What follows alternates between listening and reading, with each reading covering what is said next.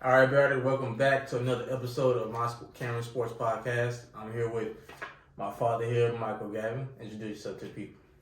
Hi, my name is Michael Gavin, Cameron's father, and we're sitting here about to go over Cameron's NBA all-time top 10 list.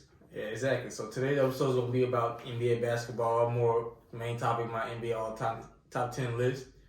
And before we get into that, I will want to break some news that some of y'all don't know. The NBA Hall of Fame nominees for 2023 are Dirk Nowitzki, Greg Popovich, Dwayne Wade, Paul Gasol, Tony Parker, and Becky Hampton, the head coach of the Las Vegas Aces. So what do you think of that nominees right there for 2023?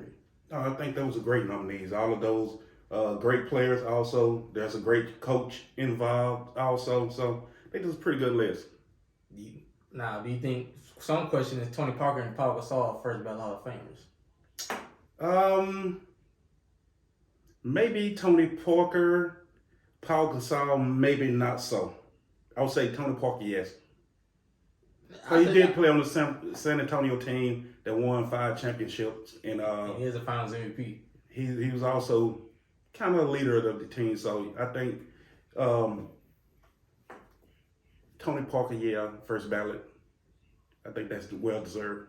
I agree, possibly. Paul Gasol, I say he is. You know, he did help Kobe win 2 more championships. I wouldn't say first ballot, but I give him Hall of Famer.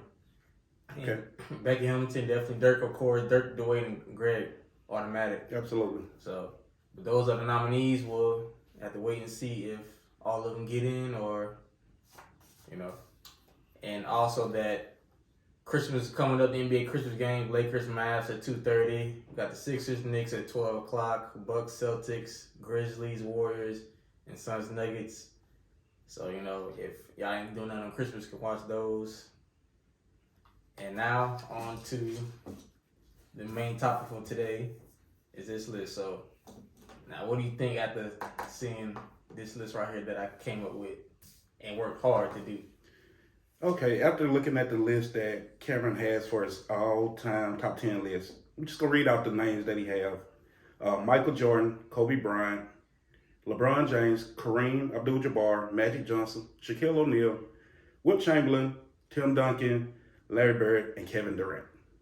Now, that's in order, by the way. Okay. Pretty good list. The only name that I don't see on here that should be on here is Bill Russell. I didn't. Write his name down. Let's see. Write his name down. See where you put him on this list. Where I would put Bill Russell on this list.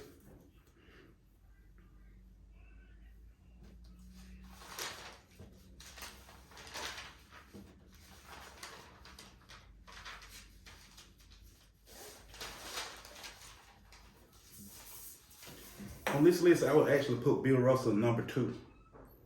Ahead of Kobe Bryant. And who you taking out?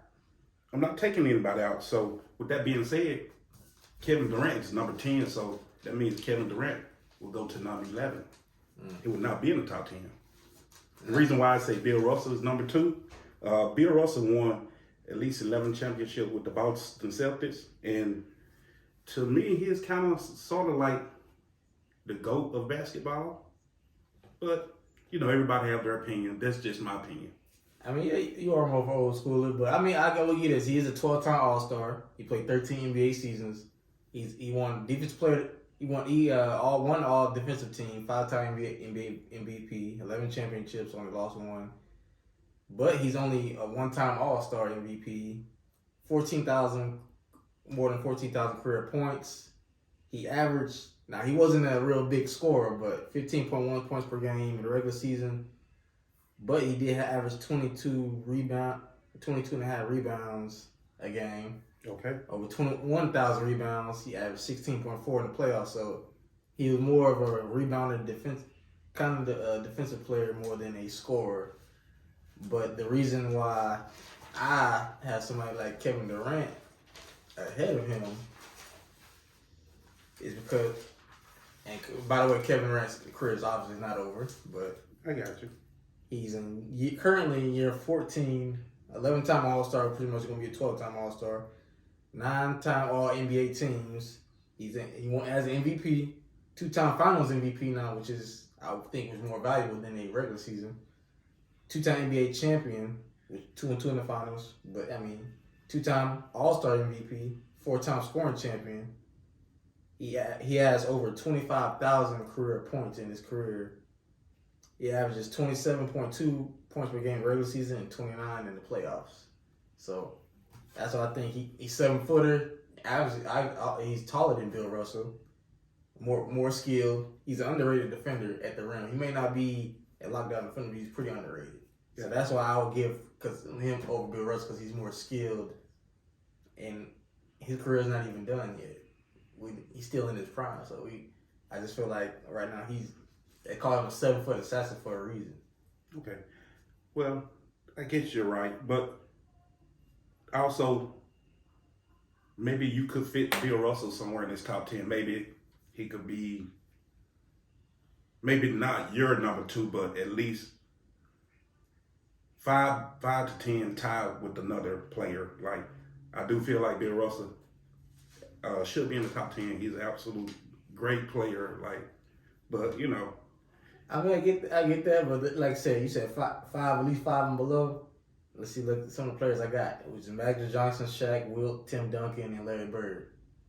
Now, Magic played 13 NBA seasons also, 12-time All-Star, 10-time All-NBA teams, 3-time NBA MVP, 3-time Finals MVP, 5-time champion, went 5-4 in the NBA Finals, 2-time All-Star MVP, has 17,000 career points. He averaged 19.5 points per game, 11 assists, 7 rebounds. So he pretty much averaged the same thing in the playoffs. So that. Yeah. I can understand what you're talking about, but you know, some people, and I know this is your top 10, but some other people might look at it, kind of like the way I'm looking at it, that Bill Russell should be a top 10 all-time player, mainly because of the 11 championship that he won. Not looking at what he did throughout the career. It might just solely base it off him winning 11 championships. I mean, I get that. You know, I say this for a superstar player, championship does play a factor, but I feel like there's more things, more to it. Because look at Charles Barkley. He ain't won no championship, but he's still a top 50 player, obviously. So, and also the players I got, you got, if you want to argue, Bill Russell over them. I got Shaq, who played 19 NBA seasons, is a 15-time All-Star, 14 All-NBA teams, 3 All-Defensive teams, 3-time Finals MVP, 4-time champion, 4 with the Lakers, 1 with the Heat. He's a 1-time regular season MVP, even though he got robbed of 1.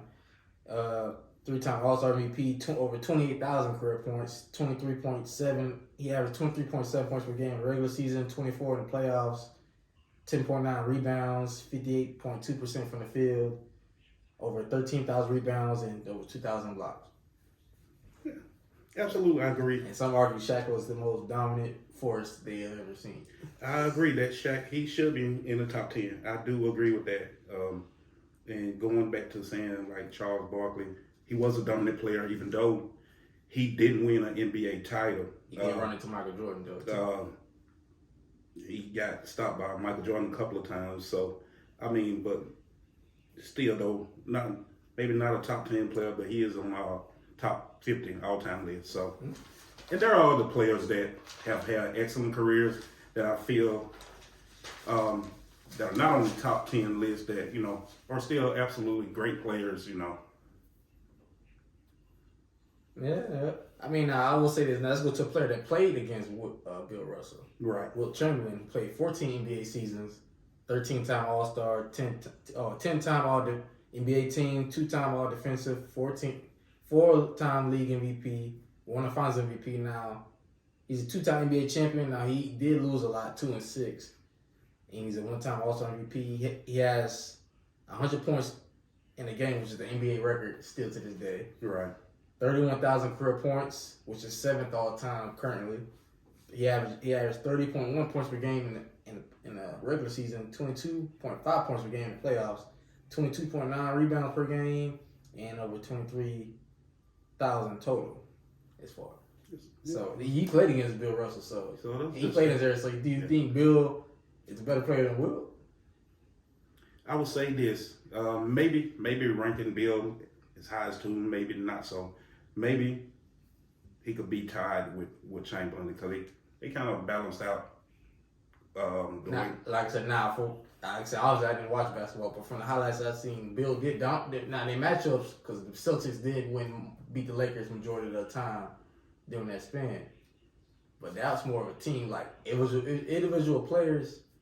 I had to go with Wilt Chamberlain. I feel like he was more gifted, like because Bill was not really more of a scorer. He was more like rebounding. Well, you got to look at rebound as a big part of the Yeah, game too. now, like I said, Wilt was too. He averaged 22.9 rebounds per game. But overall, I do like your top 10 list, Cameron. It's a great list.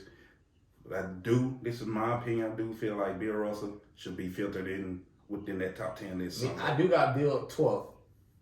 And I got Steph ahead of him, just one spot ahead of him.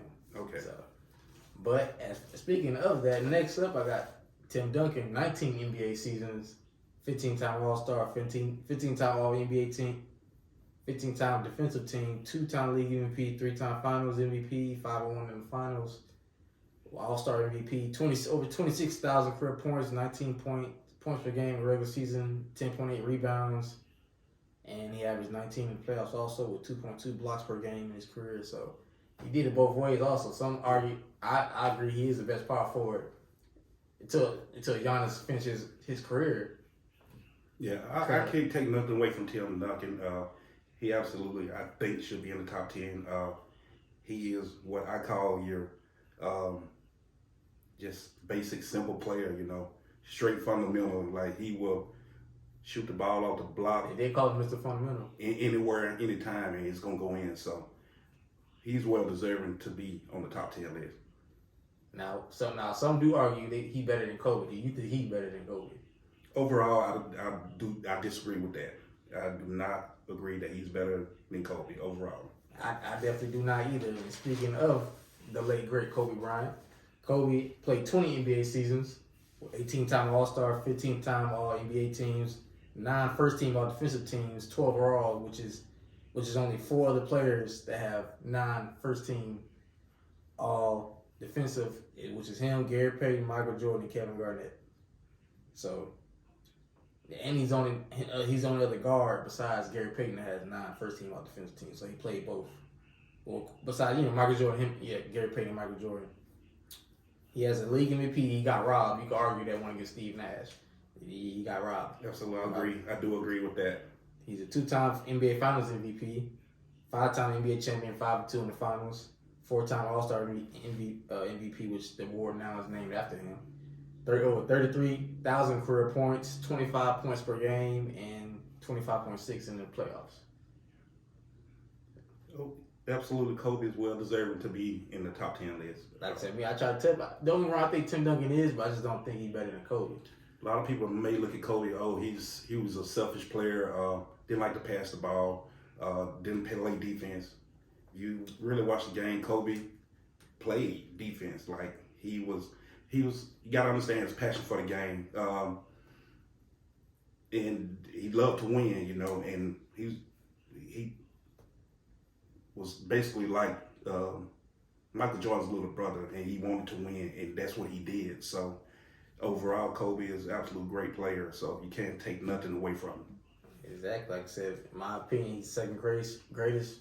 Now, if Michael Jordan alive, he'll be the best. But speaking of Michael Jordan, of course, he played 15 NBA seasons. Now, he did take a couple years off because he wanted to play baseball. I think, when his dad passed away, he wanted to live that. So maybe he would have played a little bit longer. But he's a 14-time All-Star, 11-time All-NBA teams, 9 first-team All-Defensive. So just like Kobe, they both played both ends. He actually won Defensive Player of the Year and MVP in the same year, which, you being a Bulls fan, you already know that. He's a 6-time Finals MVP, 6 championships, 6-0, 3-time All-Star MVP, over 32,000 career points, 30.1 points per game in the regular season, and 33 in the playoffs. Now, do you think that they did repeat? Now, do you think that they would have four-peated if he would have came back after '98? Absolutely. Because the Spurs did win in '99. Absolutely, I think it would have been a four-peat. Like, the Bulls team was absolutely not only scoring points, but they played defense, like outrageous defense. So absolutely, I think the Bulls They would beat the Spurs. Absolutely, would have beat the Spurs. Mm-hmm. Tim Duncan and David Robinson. Yes, they would have. I mean, like I said, watching the documentary, like I said, the only reason he couldn't come back because they didn't bring back the coach, and Michael didn't want to rebuild, so and then he took them a couple years off again. And who's to say after the first 3 titles and Oh yeah, because he retired in the after that you had the Houston Rockets. Yeah, Hakeem and them back to back. Who's to say the Bulls maybe have won 8 in a row? You never know. That's how good the team was coached and how good they were established. So well, now that year he did come back because he did come back. They did get swept by the Magic. By Shaq and all that. Understood. Do you think that because he took the year off, or if he would have just stayed, would have been beaten Orlando? Yeah, I think because when he came back, he wasn't. I don't think he was.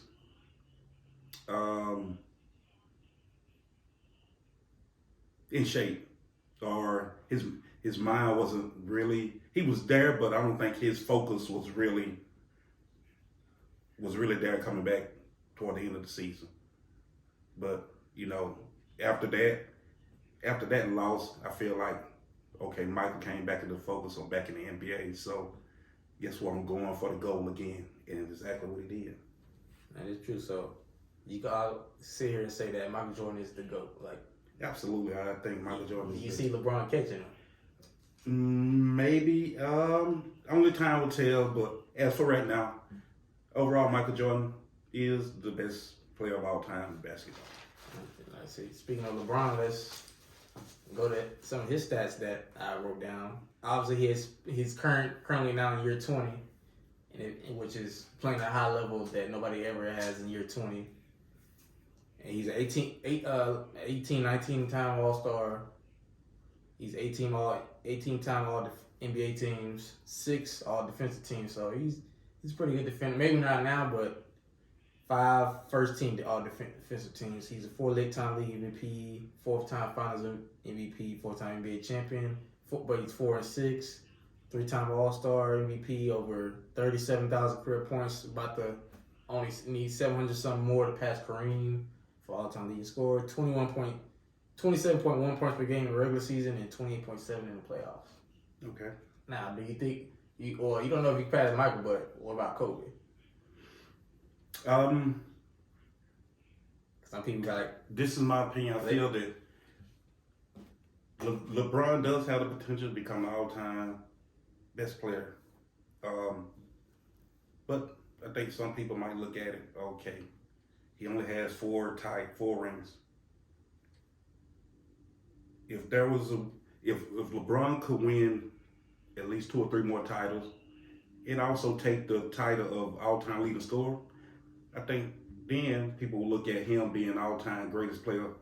But for right now, because of the amount of titles, even though looking at his stats and everything, which is immaculate, because he only has 4 titles, people might look at it, no, he's maybe 2 or 3, but not the all-time greatest player.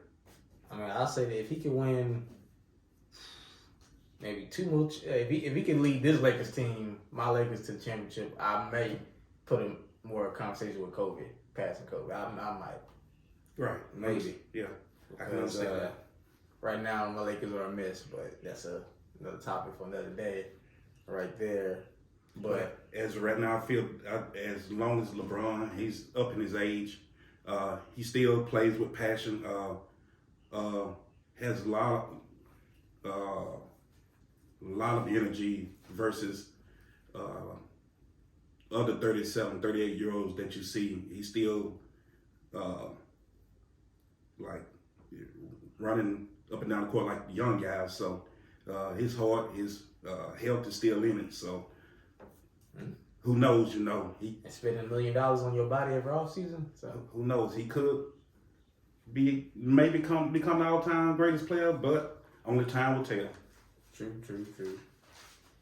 Now, one player on this list we definitely haven't talked about yet is Larry Bird. Okay. So we'll see. Because like I said, before I say this, who do you think is the best Boston Celtics player of all time? Oh, absolutely, Larry Bird. Larry Bird. And I know I said Bill Russell, but going back to look, I think that Larry Bird was probably the greatest, as of right now, the greatest Celtics player, with Bill Russell coming in second behind him. Like I said, Larry, he did play 13 NBA seasons. He 12-time NBA All-Star, 9-time first-team All-NBA, 10 overall. He's a 3-time NBA MVP. He won 3 straight years. I think the only player to win either one or a few. He's the only player or one of few to win 3 straight years. He's a 2-time Finals MVP. He went 3-2 in the finals. He's a one-time All-Star MVP. Over 21,000 career points, 24.3 points per game in the regular season. He averaged 10 rebounds per game, which pretty underrated for a small forward. But he was 6'9", about 6'10", so. And he averaged 23.8 in the playoffs, shooting 37.6% from the 3 for a career. So, yeah, he absolutely a great player. I feel like Larry Bird, one of those players like that he shoot from anywhere on the court, and like he make you look like a. You make you look like a fool. Like he's done it. He's done it to the best of them. I heard one of the stories he said at the All-Star game, the 3-point contest. He asked the players, "Which one of y'all coming in second?" Yeah, and absolutely, I can remember one of his 3-point contests. He shot the money ball. He just threw his hand up. He knew it was going in. He won, and he ended up winning that 3-point contest. So, what would you rank him from 3-point shooters all the time? Maybe in the top 5. Because you got players like Steph, Ray Allen, Clay. Who else you got? Possibly Dame. Yeah, you also have to filter. You have to look at Steve Kerr. He was a great. Steve Kerr also. Steve Kerr was a great 3-point shooter also. So obviously, Steph is the greatest of all time. So yeah, Steph. There's no and Clay could be argued to maybe the second best, the third. And Ray Allen coming in behind them. So maybe. I don't know maybe if he may be number 5, but somewhere in the top 10, I would put Larry Bird in. I'll definitely say top 10. Do you think him and Magic was the best rivalry as far as players?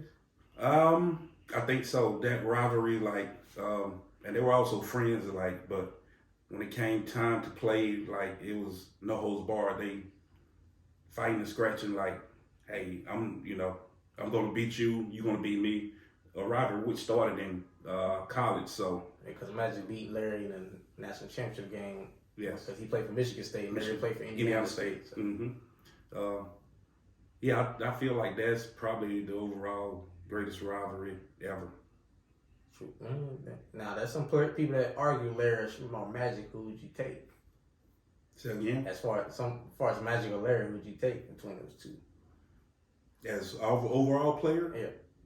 I would probably take Magic by a little. Magic could shoot the 3 a little, but as far as running the court, I felt like Magic Johnson was a better player in transition that would get the ball down the court. He was also a better passer also. So I would edge out Magic over Bird by a little bit. Yeah, I definitely take Magic too. Plus, he's the greatest point guard ever until unless Steph ends up adding to his legacy even more. And as far as Larry, I was gonna put Kevin over Larry, but I feel like he's still a little bit more. And because looking at the stats, I feel like Larry Bird was really, really, really good.